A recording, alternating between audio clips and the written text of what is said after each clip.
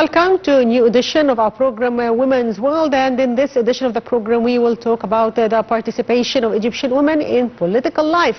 And today we are joined by Dr. Marian Gerges. She is a journalist and a political analyst. Good afternoon. Good afternoon to you and your dear guests. So, Dr. Marian, let's start by the participation of Egyptian women in the recent parliamentary election, which is also going to start again next week and wrapped up in some cities here in Egypt. How do you evaluate the participation of Egyptian women in the city and in rural areas, and how can we encourage them to continue this participation in the second phase of the parliamentary elections? Yes, I can see that the awareness among women in different parts of Egypt, either in the city or the rural areas, is being increased. And of course, the awareness and the political desire to share in the political scene is being increased in the last years, and even since the parliament of 2020. I also would like to say that the Egyptian women played a very pivotal role in the revolution of 30 of June, and they didn't know that time that it was the beginning of their golden era. Just they believed in their nation. They dreamt of a better future and for a better legislative and political life. And actually this what happened really in the past decade, and we have seen fundamental changes in either the legislative branch or the executive branch. And when we are talking about the share of women in the political life, it's not a benefit for women. It's a benefit for the government and for the leadership of Egypt, because when we are making, or the policy makers, when we are women, actually we get, I always say, it's a 3D decision. Of course, women, they enrich the vision of Egypt, and they enrich the process of legislation and decision making or the policy making. Yes, Dr. Marian, also we have seen many women candidates who are keen to join the parliament. Many of them are Egyptian successful young women who have a better future and a better look for the coming era here in Egypt. How do you see the presence of many many candidates, women candidates in parliamentary elections? Yes, of course, they are sharing actively, and not even in the parliament elections, but also in their political parties, which lead to the parliamentary elections or the legislative and the House of the Representative elections. And I would like to tell you with the numbers that we are becoming from the countries that close the gap between the gender in the political life, and we are reaching like from 20% to 27% just gap, and this is what the World Economic Forum 2021, from one of the most important reports, the global gender gap, and it said it was the notable progress in the term of gender equality in Egypt. And of course now Egypt is one of the three MENA, which is the Middle East and North Africa, equality and between the gender gaps. And again, I'm saying also that UN and all the institutions are representing and are seeing this on the Egyptian soil, and UN is an advocacy of women empowerment in Egypt, and they are making political and they are making commitment and also cooperation between the council, the Women Council in Egypt, and between the UN. And also I would like to say that the public decision, when it's being made with women, we can see importance given to the health sector, to the community, to the education, and to the community development.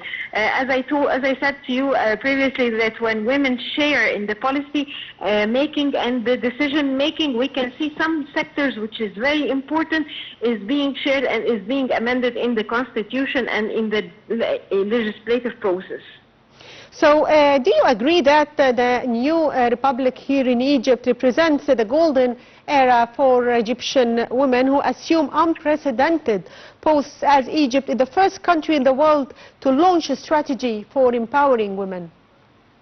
Yes, of course, we are one of the countries that it's the golden era. We cannot say except this is a golden era, and President Abdel Fattah Sisi is very keen on empowering more women, not only on the political aspect, yet on the social aspect, and also on the economic aspect. I would like to tell you that in 2012 it was a misery, and if we compared the scene today with the scene in 2012 in the Parliament of 2012, we were seeing just 10 women in seats in the House of Representatives out of 508 seats, which was a misery.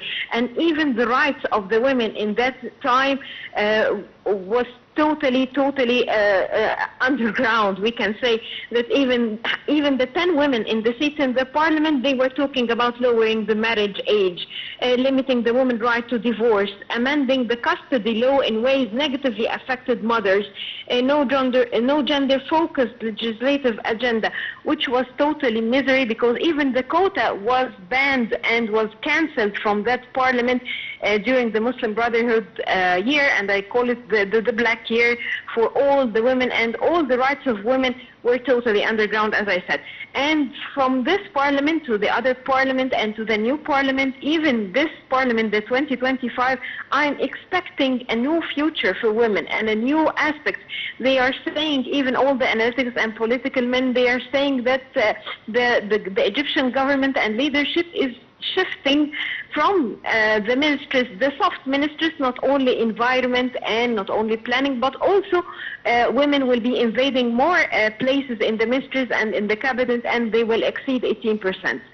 So Egypt also has worked to issue many national legislations during the past years to empower women at the political, social and economic levels. How far those legislations have protected women from all forms of violence and discrimination, as well as preserving their rights?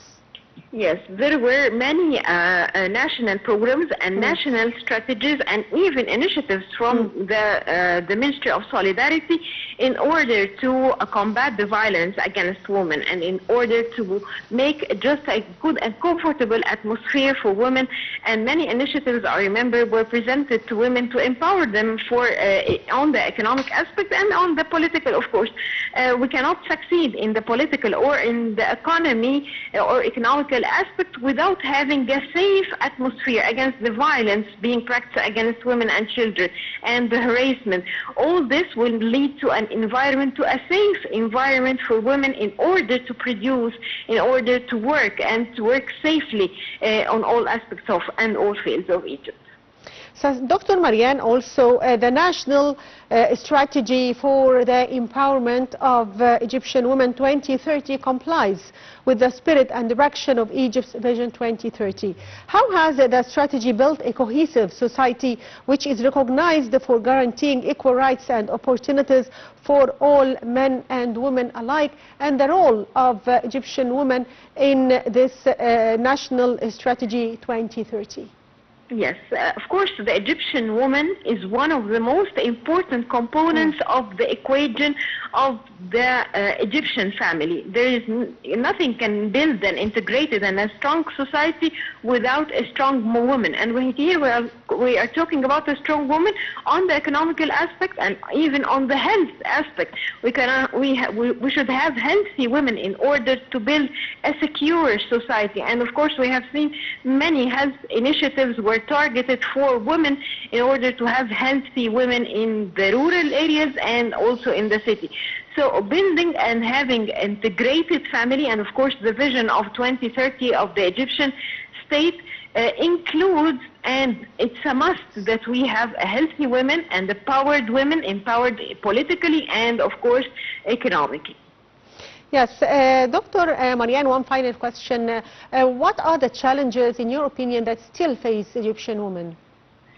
Yes, of course, still some challenges we can find among the society, which is some customs and some conservative society that prevent the woman from the work field and from sharing politically. And on the governmental level, we have to say the local councils still the local councils is the weak percentage of the political share, yet Yes. the constitution said it must be like a quarter for the women's share, despite the crucial and this is important for the everyday public service and the community decision. So we wish in the upcoming years that the local councils will be shared by women by more than even one quarter. Yes, I'd like to thank you, Dr. Marian Gerges, journalist and political analyst. Thank you, Dr. Marian, for being with us, and the viewers. Show break and we'll be back, so stay tuned.